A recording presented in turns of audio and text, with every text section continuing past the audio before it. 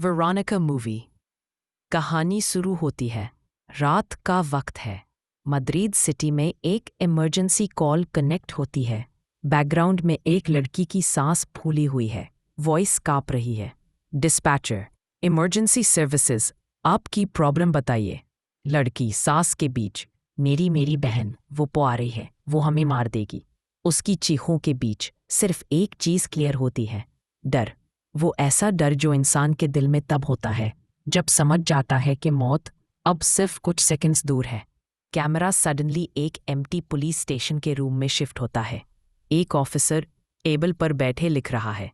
Report में लिखा होता है, वेलिकास apartment extremely disturbing environment, abnormal phenomena observed, witnesses in severe shock।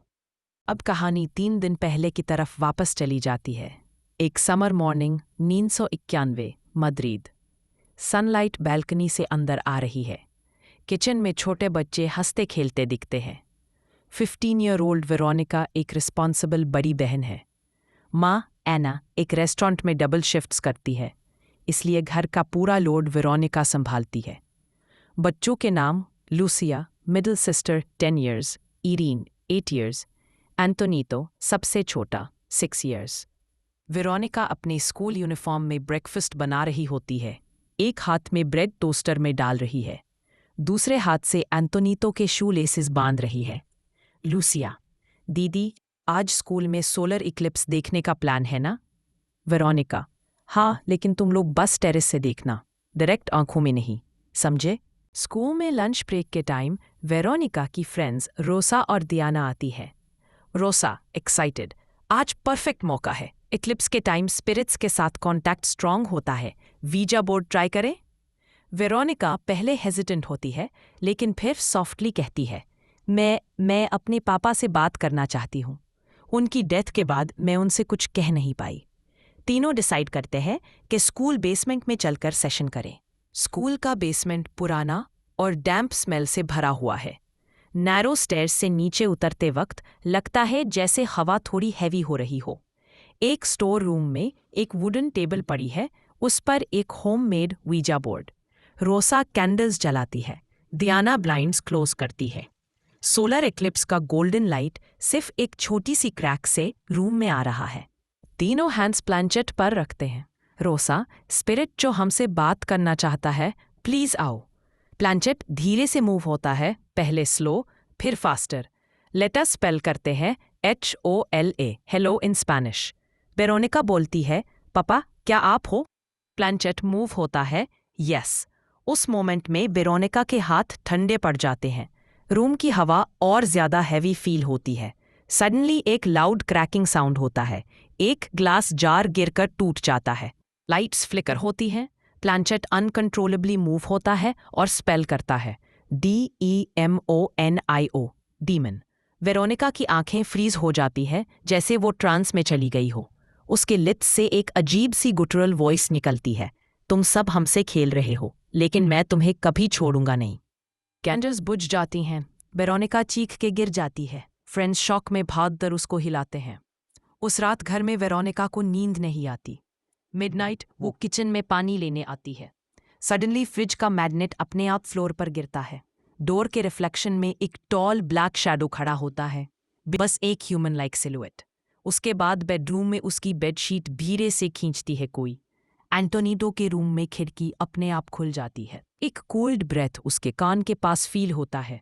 Next day school में वेरोनिका अपना एक्सपीरियंस रोसा को बताती है। रोसा हंसते हुए कहती है, तुम बस ओवरथिंक कर रही हो, रिलैक्स। लेकिन स्कूल के एक ब्लाइंड ओल्ड नन, जिसे स्टूडेंट्स सिस्टर डेथ बुलाते हैं, वेरोनिका को बुलाती है।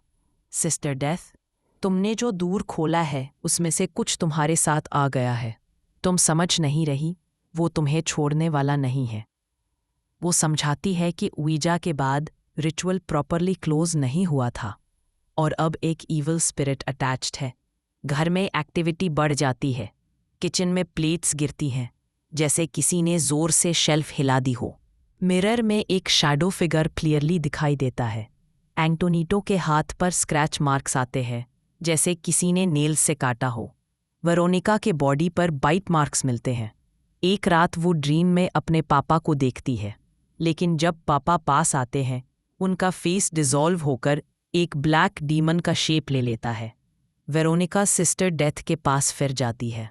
सिस्टर डेथ एडवाइस करती है, स्पिरिट को वापस भेजने का एक ही तरीका है, तुम्हें वही रिचुअल दोबारा करना होगा, लेकिन इस बार प्रॉपरली क्लोज करना।